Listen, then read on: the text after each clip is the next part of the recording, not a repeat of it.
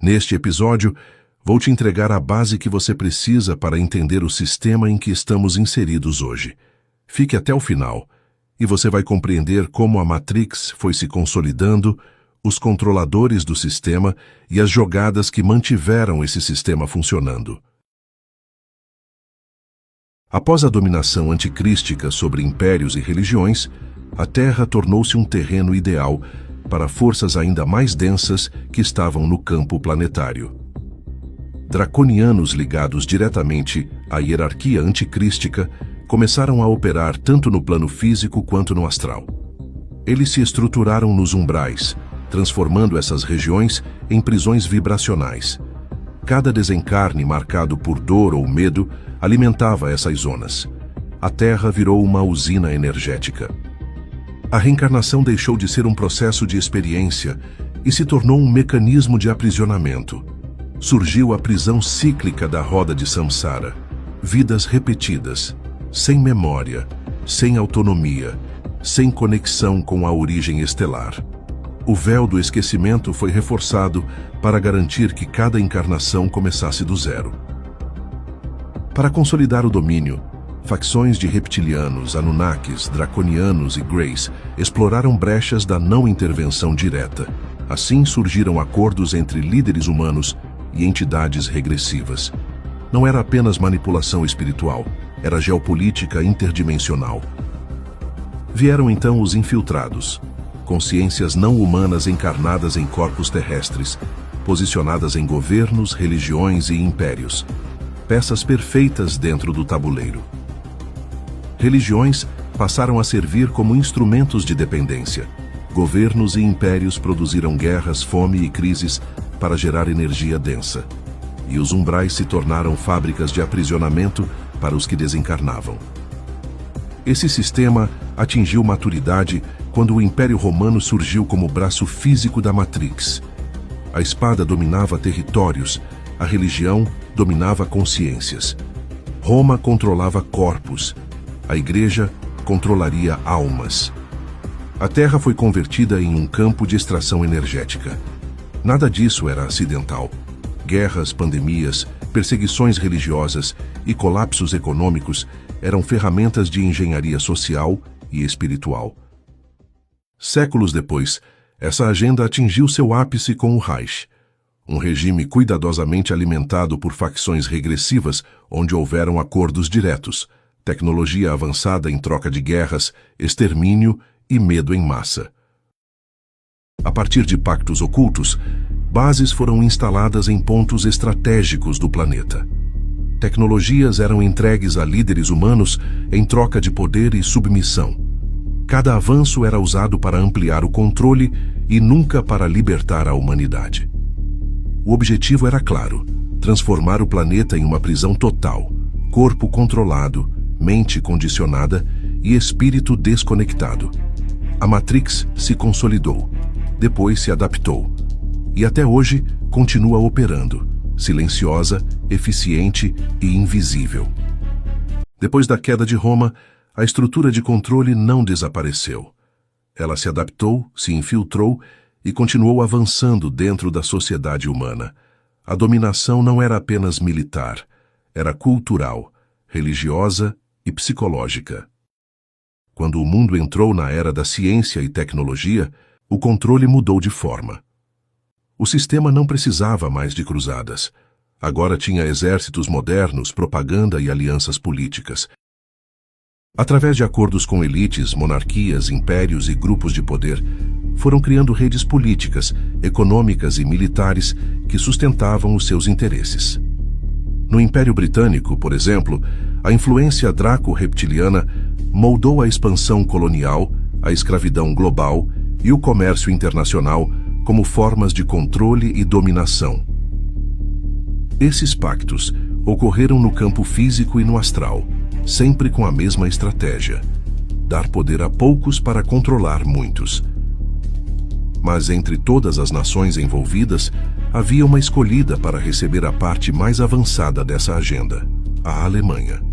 Ali, as fases do projeto foram tão profundas que entraram para a história com um nome conhecido até hoje: os Reichs. Os Reichs foram fases de um novo projeto de dominação das facções regressivas no plano físico. Não foram impérios isolados, foram capítulos de uma mesma agenda de controle, implementada ao longo dos séculos para manter a humanidade submetida. O primeiro Reich foi o Sacro Império Romano-Germânico. Ele representou a continuidade direta de Roma. A autoridade da Igreja legitimava reis e imperadores, e os imperadores sustentavam o poder espiritual católico sobre todo o território. Quem questionava essa estrutura era perseguido como herege. A fé se tornou instrumento de dominação e obediência coletiva. Séculos depois, no século XIX, veio o Segundo Reich. Agora o foco não era apenas religião, mas expansão territorial, indústria e poder econômico. A Alemanha crescia rapidamente, alinhada à mentalidade imperialista. Guerras e alianças geopolíticas passaram a ser usadas como ferramenta de controle e dominação. Mas o ápice desse projeto aconteceu com o Terceiro Reich. O regime consolidado em 1933 não foi apenas uma ditadura militar. Ali, acordos diretos foram firmados com facções extraterrestres regressivas de draconianos, reptilianos e greys, que ofereceram tecnologia avançada em troca de domínio, energia psíquica e experimentação humana. Alemães receberam instruções para desenvolver aeronaves, engenharia genética e armas fora do padrão científico da época. E há um ponto importante. O Terceiro Reich não terminou da forma apresentada ao público. Após 1945, muitos dos cientistas e oficiais nazistas não foram julgados ou punidos. Foram realocados secretamente para bases protegidas, zonas remotas e, principalmente, para dentro de estruturas militares de países como os Estados Unidos e a União Soviética. A Operação Paperclip absorveu cientistas nazistas e os colocou dentro do aparato tecnológico e aeroespacial americano. Muitos avanços científicos e militares do pós-guerra foram resultado direto desses acordos. A partir daí, foram criadas instituições modernas para dar continuidade ao projeto. CIA, NSA, NASA e outras organizações funcionaram como braços executivos, com acesso a programas secretos e cooperação com inteligências não humanas. O objetivo era o mesmo: controle global, mas agora de forma mais sofisticada, invisível ao público, aparentemente democrática e baseada em ciência, tecnologia e propaganda. O modelo do Reich não desapareceu. Ele foi incorporado às grandes potências, se internacionalizou e se tornou parte da estrutura política, militar e tecnológica que dominou o planeta após a Segunda Guerra Mundial. Assim, o projeto que começou há milhares de anos evoluiu para uma forma muito mais ampla e silenciosa. Hoje, continua operando através de governos, agências de inteligência e estruturas de poder escondidas da população. No mundo moderno, muita gente acredita que os Reichs acabaram em 1945, que o Terceiro Reich caiu, seus líderes foram julgados e a história seguiu em frente. Mas isso é apenas a superfície. A versão oficial encerrou um capítulo, não o projeto. O Quarto Reich não usa farda, bandeira, discurso inflamado ou tanques desfilando. Ele não precisa. O novo império se esconde atrás de democracia, liberdade, progresso científico e globalização. Ele não tem capital, fronteira ou presidente. Tem uma rede. Uma rede infiltrada em governos, bancos, corporações, religiões, mídia, exércitos e até movimentos culturais. É um império invisível. Enquanto o Primeiro Reich centralizava o domínio religioso e político, enquanto o Segundo projetava expansão territorial e econômica pela guerra, e enquanto o Terceiro firmava acordos secretos com tecnologias e inteligências não humanas, o Quarto simplesmente juntou tudo em um só corpo. Ele é a fusão da religião com a política, da tecnologia com a manipulação psicológica, do dinheiro com o controle social. É a Matrix operando em modo total. A religião continuou sendo usada como ferramenta, mas agora em múltiplas versões, gerando conflitos e dependências. As guerras territoriais deram lugar às guerras econômicas. Países inteiros se tornaram reféns de dívidas impagáveis, bancos centrais e organismos financeiros que decidem quem prospera e quem afunda. Enquanto isso, a tecnologia se tornou a arma principal. A televisão, o cinema, a propaganda de massa, a cultura pop e os algoritmos, tudo usado para moldar percepção, comportamento e crença. Antigamente, queimavam livros. Hoje, basta soterrar conhecimento com distrações infinitas. O Quarto Reich controla a informação, cria narrativas, censura, cancela e premia quem segue a cartilha. Não é preciso prender para controlar, basta programar a mente. Esse é o triunfo do Quarto Reich: ser invisível e ao mesmo tempo onipresente. Ele não domina um país, domina o planeta, não controla um governo, controla todos, não precisa ser visto, precisa apenas ser consentido. É o império que governa sem que ninguém perceba. E tudo isso se conecta a algo maior. O objetivo não é político, militar ou econômico, é espiritual. O foco é aprisionar consciências dentro da matrix holográfica, manter fractais presos ao sistema, alimentando energeticamente as entidades que operam por trás do tabuleiro. E agora que você já conhece a trajetória dos braços da Matrix no plano físico, falta apenas um para enxergar melhor o tabuleiro completo: a economia. É através dela que agendas foram consolidadas. Foi pela moeda que governos caíram, nações foram escravizadas e populações foram controladas sem perceber. O dinheiro foi transformado no maior instrumento de submissão coletiva já criado. Durante boa parte da história humana, a economia era simples. Não existiam bancos, dívidas, juros, empréstimos ou governos controlando a moeda. Os povos apenas trocavam. Mas isso não interessava às forças que queriam manipular a consciência humana. Para controlar um povo, não basta dominar templos ou exércitos, é preciso dominar a sobrevivência. E foi assim que nasceu outro pilar central da prisão terrestre: a moeda. Quando metais como o ouro passaram a representar valor, um detalhe mudou tudo. O valor simbólico se tornou mais importante que o valor real. A partir daí, templos, reis e elites começaram a monopolizar o ouro. Quem tinha ouro, mandava. Quem não tinha, obedecia. A moeda deixou de ser um facilitador de trocas e se tornou um instrumento de poder. A mentalidade antiga, baseada em troca e cooperação, foi substituída por uma estrutura centralizada.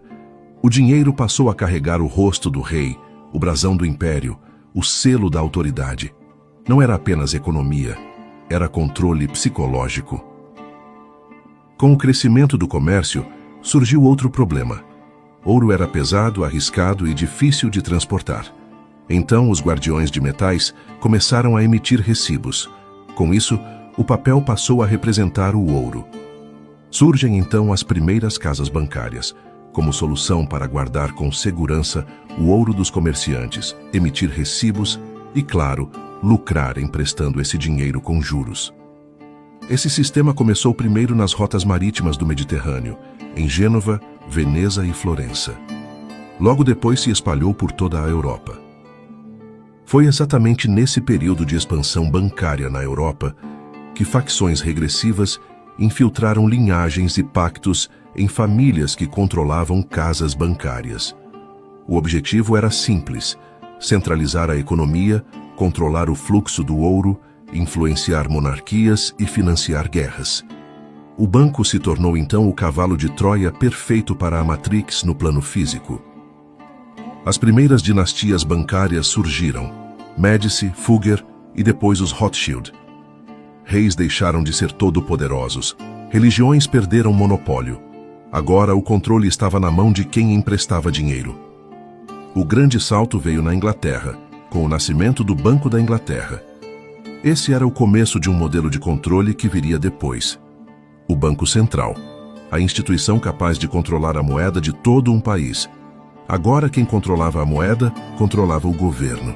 E quem controla o governo, controla o povo. Com a Revolução Industrial, dinheiro passou a ser indispensável. Fábricas, máquinas, ferrovias, navios, tudo dependia de investimento. Os bancos alimentavam o progresso, mas em troca criavam dependência eterna. A elite financeira passou a mandar mais do que a nobreza e mais do que a igreja. Nesse período, a Europa se consolidou definitivamente como o centro da Matrix. Igreja, Estado e banco eram a tríade que comandava tudo. Entretanto, a própria ambição e sede de poder iria mudar o rumo desse centro de controle. Crises, disputas internas, revoluções e guerras começaram a destruir impérios que existiam há séculos. A arrogância dos reinos europeus gerou conflitos intermináveis, competição colonial, queda econômica, fome, hiperinflação, revoluções e colapsos sucessivos. Essas crises quebraram a antiga estrutura do poder europeu, tornando impossível manter o controle centralizado ali. A velha Europa tornou-se instável, reinos caíram, moedas ruíram, e as facções regressivas, que sempre moldaram impérios, começaram a procurar um novo anfitrião. Elas precisavam de um novo centro de poder, um território jovem, industrial, com território seguro e sem destruição interna. A escolha foi óbvia: os Estados Unidos. No próximo episódio, mostrarei como se deu a migração do poder para os Estados Unidos e como ele se tornou o centro de controle da Matrix. Te vejo lá.